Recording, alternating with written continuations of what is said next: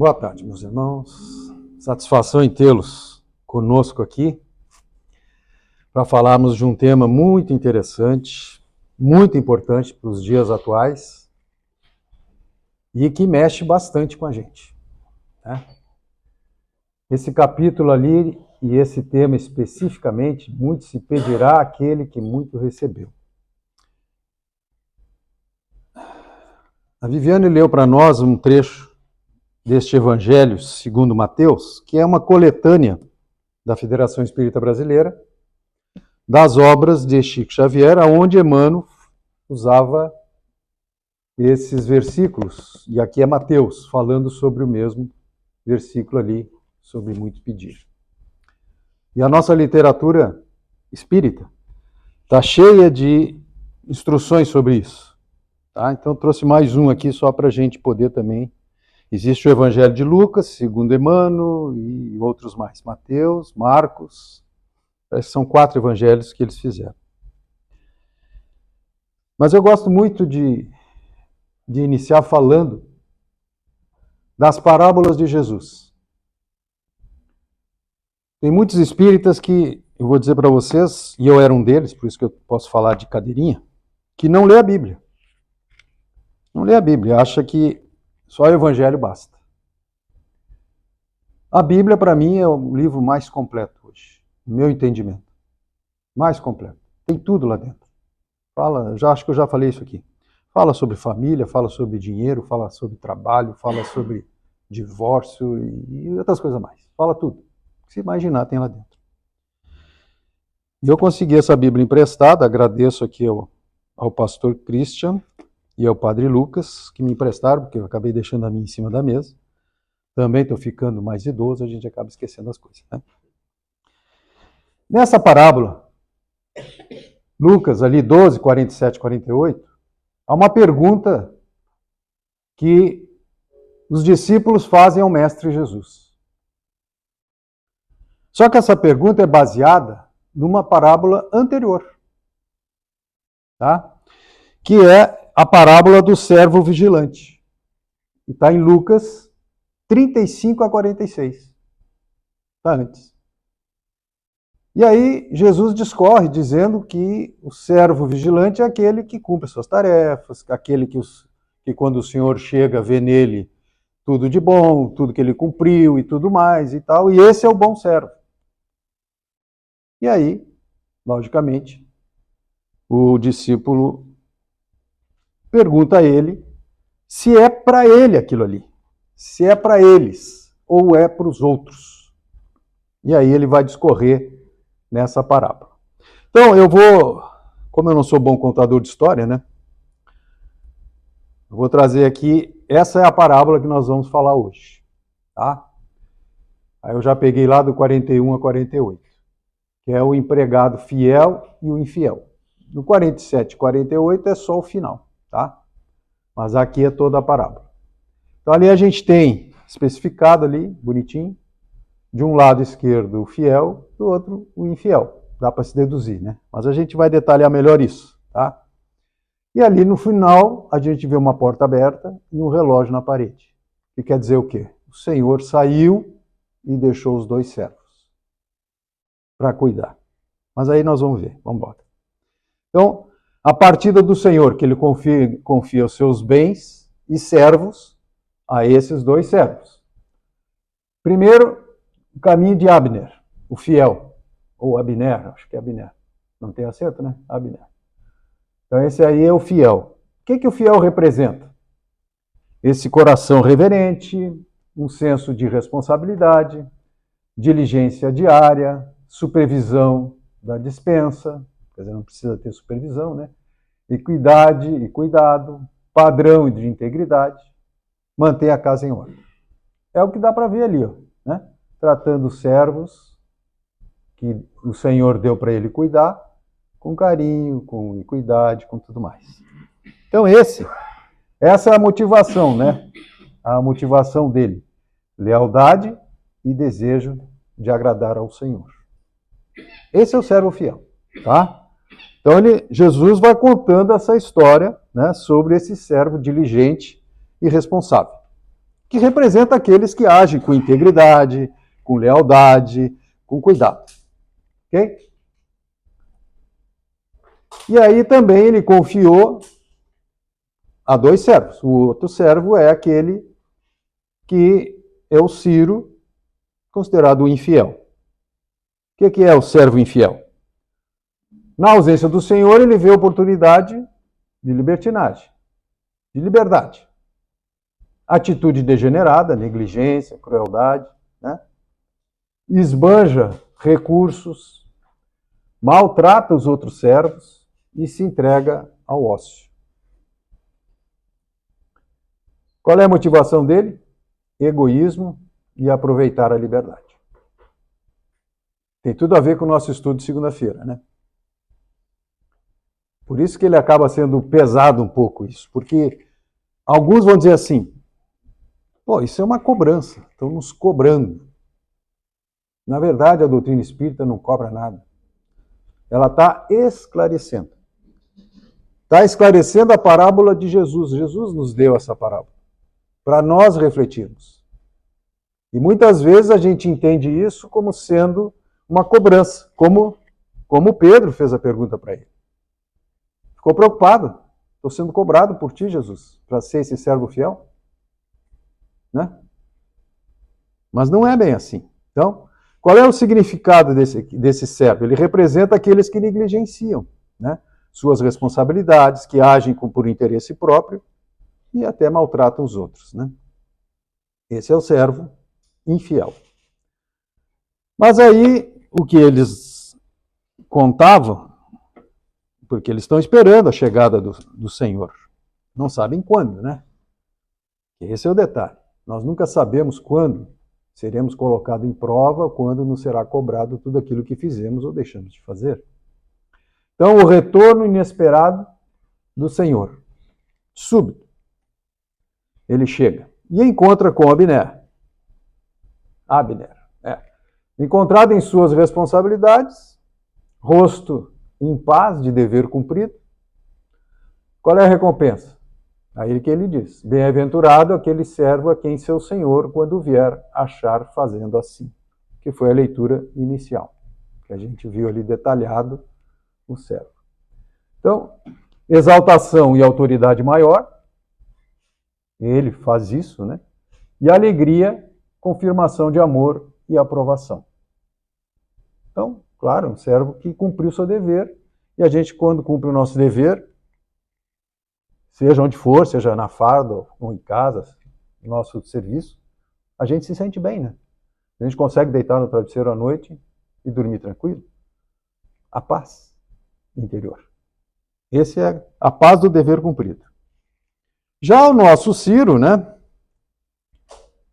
Encontrado embriagado, cercado por resquícios de festa, semblante endurecido, claro, assustado, né? Chegou o Senhor. Qual a consequência? O cortará ao meio e dará a sua parte com os infiéis.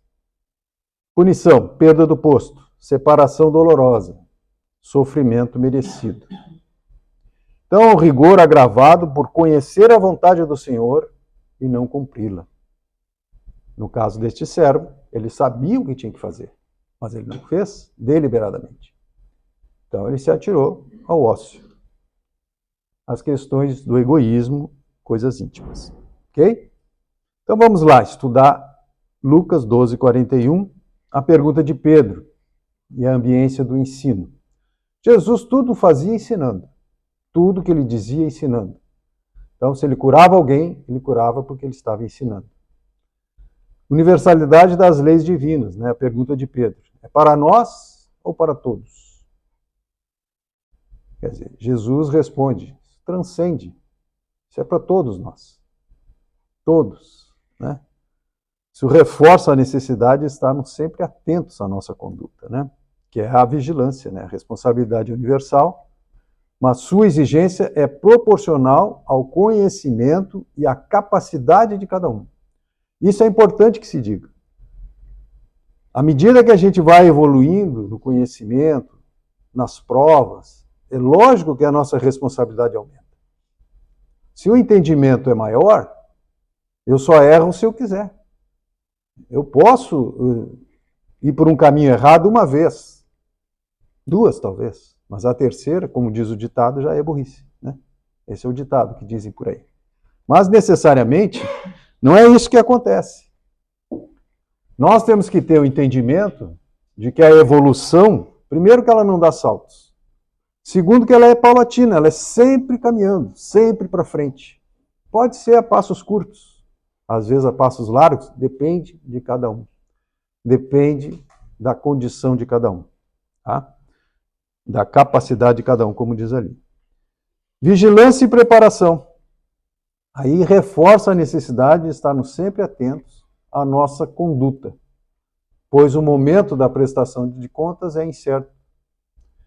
Então a gente não sabe quando que a gente vai ser chamado a prestar conta. Isso não quer dizer que vá desencarnar ou morrer, né? Mas às vezes a gente é chamado a prestar conta aqui mesmo, durante a vida. A dar o nosso testemunho. Que todos nós temos o nosso deserto a passar. Provas ou expiações? Provas para nos ajudar a evoluir. Expiações para nos ajudar a nos desvencilharmos de erros do passado. Então, assim, tudo é aprendizado em nossa vida. Eu ia fazer um parênteses no início e esqueci, mas vou fazer agora. Esse tema no Evangelho tem duas parábolas.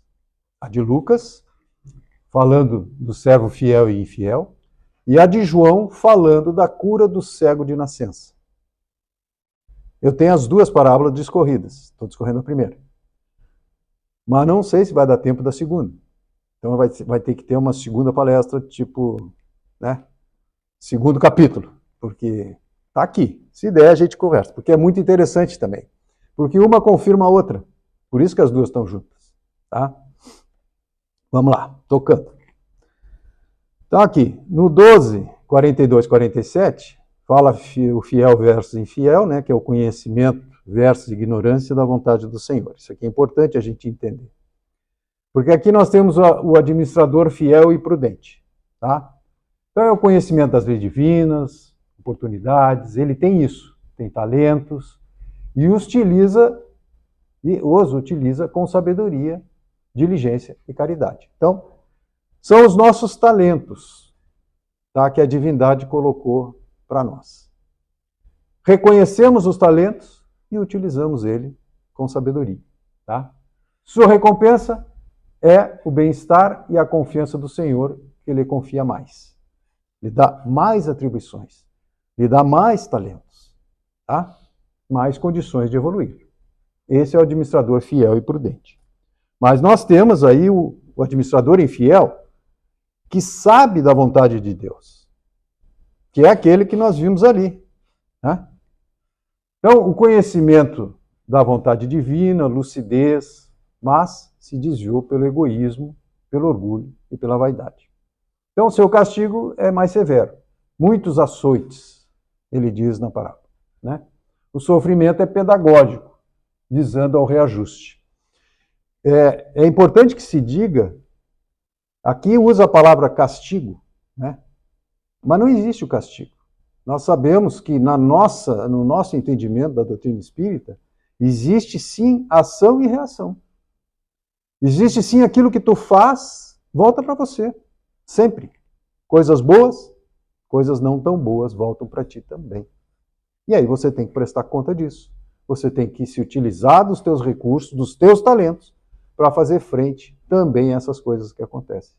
Que você fez acontecer. Estou complicando? Não? Entendimento tá bom? Tem mais um terceiro que não apareceu lá, né, naqueles dois rapazes lá. Que é o que não sabia da vontade. Porque existe essa questão do servo infiel e ele fala isso na parábola. Que é aquele que representa o espírito menos esclarecido, que age mal por ignorância. Então, seu castigo é menos severo. Poucos açoites. Mas você vai dizer assim, tá, mas se ele não sabia, por que ele está sendo açoitado, né? Mas são poucos açoites. Pois a responsabilidade é atenuada pela falta de conhecimento. Mas é importante, porque às vezes a gente acha que a dor é um castigo. A dor não é um castigo. A dor é um ensinamento. A dor nos ensina. É um ditado, né? Eu estou cheio de ditado hoje. A dor ensina a gemer, né? Mas é exatamente isso. A dor nos ensina. E às vezes a gente quer lutar contra a dor. A gente não precisa lutar contra ela, a gente tem que entendê-la. Para entender a nossa posição, o que eu estou no meio disso, sabe? Por que eu estou passando por isso? Tu não vai ter a resposta da vida passada, mas tu vai ter a compreensão e a humildade de entender que se tu está passando por isso, existe uma explicação. E essa explicação é lógica, racional, de acordo com as leis divinas. Então, essa é a importância dessa relação nossa com o plano espiritual. Nós não somos desvinculados do plano espiritual. Nós somos espíritos, passando por uma jornada no plano terráqueo. Se utilizando do plano terra para poder caminhar mais rápido. É essa a intenção. É para aí que nós vamos. Vamos lá. E aí chegamos na questão: a quem muito for dado, muito se lhe será pedido. Então, essa proporcionalidade da lei divina, que é a justiça de Deus, que não é arbitrária. Isso é importante. É a meritocracia, né? Que nós, dentro da farda, a gente conhece muito bem isso. É dado de acordo com o conhecimento, de acordo com aquilo que você merece, de acordo com aquele teu empenho, né? Então, ela não é arbitrária. Por isso existe uma das leis, né, da justiça, da misericórdia de Deus e da caridade. Por quê? Sempre o retorno nunca é na medida de que cometemos os erros. É sempre a quem. Às vezes a gente acha que está sendo espezinhado, mas não, Deus está segurando mais da metade da conversa lá. Se largasse tudo, a gente não aguentava. Então a gente tem que ter essa confiança, essa fé, né? E aí vem a questão do muito recebido na visão espírita. Nós espíritas. Porque essa lição não é para os outros, é para nós. Certo? Então, dons mediúnicos, conhecimento doutrinário, recursos materiais e intelectuais, oportunidades de progresso. Tudo isso, né, nós conseguimos através do estudo, que é uma das doutrinas que mais se estuda, que mais livros tem. Eu trouxe mais um aqui para vocês. Sem descaracterizar a nossa Bíblia Sagrada. Pelo contrário, adotando ela. Está aqui as parábolas, explicadas pelos espíritos e aprofundada por outros espíritos a mais. Tipo Emmanuel, que pega as parábolas e amplia cada parábola. Nesses livros chamados Caminho, Verdade e Vida, tem por aqui, que não sei onde anda, mas tem, né, aquela Fonte de Luz, enfim, tem vários livros, só citando alguns. Então, para a gente pensar sobre isso, que ao médium, por exemplo, muito exigido em termos de responsabilidade, de moralidade e serviço, né, do conhecimento doutrinário, né, que o Espiritismo é uma luz que nos foi muito dada. E essa luz nos confere mais responsabilidade em agir de acordo com o que sabemos ser certo. À medida que a gente vai aprofundando o nosso conhecimento, nosso discernimento entre certo e errado cada vez fica mais claro. E cada vez eu tenho menos chance de colocar desculpas nas minhas atitudes. Menos chances de me desculpar por não saber. Acho que a minha esposa não era espírita. Quando eu apresentei o espiritismo para ela, depois dela estudar um pouco, ela disse: mas por que tu me apresentou o espiritismo? Porque não tem alguém que diga aqui na frente o que tu tem que fazer, o que tu está fazendo errado, o que tu tem que deixar de fazer. Como outras doutrinas existem, né? Não. Todos nós somos iguais. Quem fala com vocês e vocês que escutam, todos nós. Cada um é responsável pela sua mente daquilo que faz e deixa de fazer. Ninguém vai apontar: ó, está fazendo errado. Não. E essa oportunidade de progresso... desculpa. Lamento. Essa oportunidade de progresso, ela vem nesta encarnação e quantas mais forem necessárias. Dito, né? Pelos próprios Espíritos. A reencarnação. E cada prova superada, cada ensinamento compreendido, bem compreendido, é uma graça recebida. E esse é o interessante. E vai aumentando a nossa capacidade de discernimento. E com isso, aumenta a nossa responsabilidade. Né? Tá aí. Cada reencarnação, cada prova superada, cada ensinamento compreendido, uma graça recebida. Ok? E essas implicações espirituais e morais com o texto em si. Né? Conexão com muitos os chamados e poucos os escolhidos. Né? Está lá nesse capítulo que nós estamos estudando. Aliás, este mês a gente estuda o capítulo 18, né, Fernandes? Então, nossas exposições doutrinárias aqui, todas elas vão estudar esse capítulo 18, que fala sobre muitos chamados e poucos escolhidos, é um dos temas dentro deste capítulo. Quem são os chamados? Todos, né? Conforme falou Jesus para Pedro. Então, o conhecimento da vontade do Senhor é universal. Os escolhidos são os que agem. Nós somos os escolhidos. Nós somos os escolhidos. Estamos aqui e a escolha é uma consequência da ação. Então, assim, a ação depende de cada um de nós. À medida que tua compreensão aumenta, você tem que agir. Você não se permite mais ficar parado. Você não se permite mais ficar só ouvindo. Porque chega um momento que você diz, para aí, se eu entendo tudo isso e guardo para mim, eu estou sendo um servo infiel. Eu tenho que pegar tudo isso e começar a exemplificar isso, fazer algo com ele. Porque eu posso ter cometido vários erros no passado. Nesta encarnação mesmo, que eu me recorde. Mas daqui para frente, à medida que o meu conhecimento vai ampliando, vai abrindo, sabe? Eu posso ser aquele servo que tem o conhecimento. E posso me tornar infiel com conhecimento. Ou posso me tornar um servo fiel, seguindo o conhecimento que eu adquiri. Mas eu não posso mais ser aquele servo que não tem o conhecimento.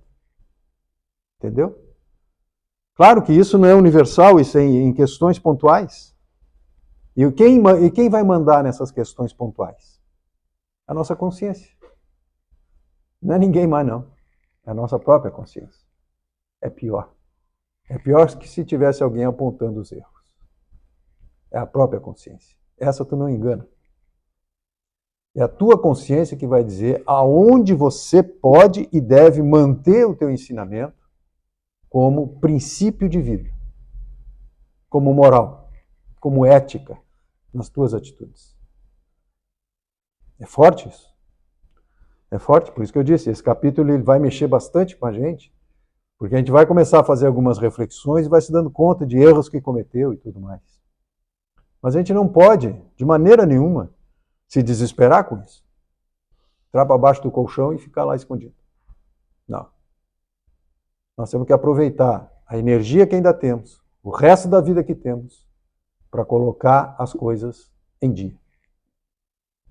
No rumo. Se ela está fora do rumo, tentar buscar o rumo. Né? Então, o escolhido somos nós. Devemos agir. E essa responsabilidade, como a gente já vem falando, é crescente. Quanto mais o espírito evolui, mais responsabilidade assume. Não há estagnação. Ou seja, não existe espírito parado à linha do tempo da evolução. Não existe. Nós estamos sempre evoluindo. Pode cruzar os braços. Mas se tu ouviu alguma coisa, como hoje, por exemplo, tu está evoluindo. Tu não pode mais voltar atrás. Não tem como. Tu não pode passar uma borracha e dizer, olha, não sei mais. Não, tu sabe. É bem... coisa bem complicada, né? Não há ignorância perpétua. Isso é outra questão. Hoje eu posso ser ignorante sobre algum assunto, mas amanhã eu não serei mais sobre aquele assunto. Serei sobre outros. Mesmo o que não soube a vontade, acabará por aprendê-la. Isso é uma fatalidade da lei da evolução dos espíritos. Isso nos torna, assim, bastante responsáveis para que a gente tenha poucos açoites, né? Pelo menos poucos açoites iniciais que levam ao aprendizado. E aqui uma autoavaliação e reflexão para nós fecharmos essa parábola. Então, a consciência do mundo recebido, do muito recebido, desculpa. Talentos, todos nós temos. Todos nós recebemos talentos. Todos nós. Conhecimentos, educação, saúde, família, acesso à doutrina. Olha que talento lindo que nós recebemos. Nascemos, reencarnamos, estamos aqui. Todos nós enxergamos, todos nós ouvimos, todos nós que estamos aqui, quem está nos vendo. Se falta alguma faculdade, pode ter certeza que faz parte da vida deles. Faz parte, é expiação ou é prova. É aquilo que nós falamos sobre a questão de ser sofrimento ou não. Nosso entendimento não é sofrimento, é educação. É o que ele coloca aqui. É o muito recebido. Porque às vezes a gente acha que talento é só aquela coisa que eu sei fazer. Pô, eu sei costurar, eu sei fazer um tricô, sei pintar. Sou um artista. Isso é um talento? É. Mas a dor é um talento. Se eu souber passar por ela. Olha a ótica como muda em nossas vidas. E à medida que a gente enxerga isso dessa forma, a gente deixa de ser aquele espírito revoltado, porque eu, Deus, por que eu, por que agora? E eu passo a começar a tentar entender que esse processo faz parte da evolução, da minha evolução como espírito. É difícil isso, não é fácil. Eu estou falando para vocês algo que é até muito fácil de falar que eu estou falando, mas não é tão fácil assim, não. Às vezes a gente sofre anos a fio, até a gente se dar conta que esse sofrimento me foi benéfico. Eu não vou falar de mim aqui, mas eu teria para dizer para vocês pelo menos umas 3 ou 4 situações da minha vida que foram bastante aflitivas, difíceis, que depois que eu passei por elas, eu disse, bah, se eu não tivesse passado por isso, eu não tinha chegado em tal lugar. Talvez vocês tenham passado por isso também, em algum momento ou outro, se a gente passar a refletir. Para a gente poder entender que o talento são as oportunidades que Deus nos dá. E essas oportunidades podem nascer conosco, ou podem ser provocadas durante a vida, para que a gente faça uma readequação no rumo da nossa vida. Porque às vezes a gente está indo para o lado errado. E uma situação dessa faz com que você retorne. Ou mude o seu rumo. É um talento que Deus nos dá. Um autoexame do serviço. Esses talentos recebidos, estamos administrando para o bem próprio e coletivo ou para o egoísmo e a satisfação pessoal? Aí entra todos os talentos. O meu dinheiro, a minha vida, a minha saúde. Eu estou administrando porque nós não somos donos do nosso corpo. Vou falar do corpo só. Se nós o maltratarmos e não cuidarmos dele, nós falamos isso na última exposição que eu fiz aqui, nós vamos prestar conta disso. Se ele me foi dado para eu ter uma vida encarnada de experiências, adquirir 80 anos, 85 anos, que seja, 90, e eu não conseguir cuidar dele para ele chegar até essa idade, vamos dizer que pelos meus excessos eu acabe desencarnando com 60 anos. Eu vou prestar conta do mau uso que eu fiz a ele. E esse mau uso, a gente pensa assim, mas é meu. Problema meu, né? Não. Você se engana. Nós somos co-criadores de Deus. Exatamente isso que vocês ouviram. Quando reencarnamos com algumas missões para auxiliar Deus na evolução deste mundo. Olha que interessante. Então, esses 20 anos que eu não usei da minha vida, porque eu estraguei meu corpo, eu vou prestar conta dos 20 anos que eu deixei de poder auxiliar Deus como coautor da evolução do mundo. Olha a profundidade disso. Olha onde estamos chegando. Né? Difícil?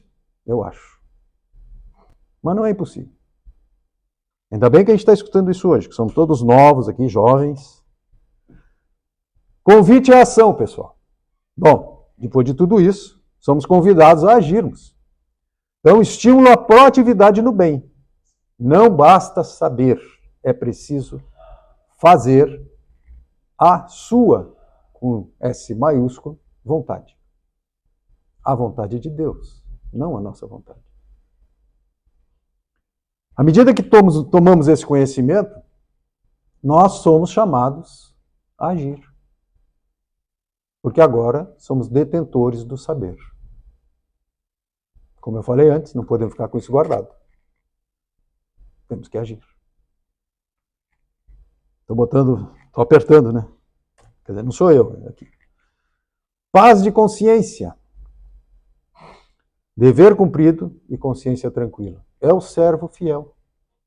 Que quando o Senhor chamou, ou quando ele chegou, foi tomar contas dele, ele tinha cumprido com a sua obrigação. É o servo fiel. Que é o que nós vimos lá, o perfil do servo fiel. Né?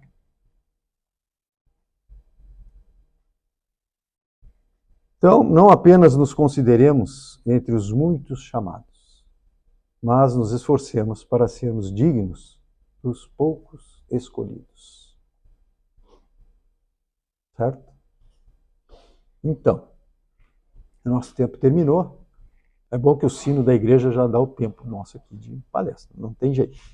Mas olha só o que ficou aqui para você, só para dar um gostinho para a próxima. Que é João 9:1-34, Jesus e o cego de nascença. Esse cara aí. É uma figura meio esquisita, mas é isso mesmo. É um cego. Ali ele era para estar olhando já, né? Porque ele passou a enxergar. Mas assim, esse aqui é um capítulo que fica para a próxima, tá?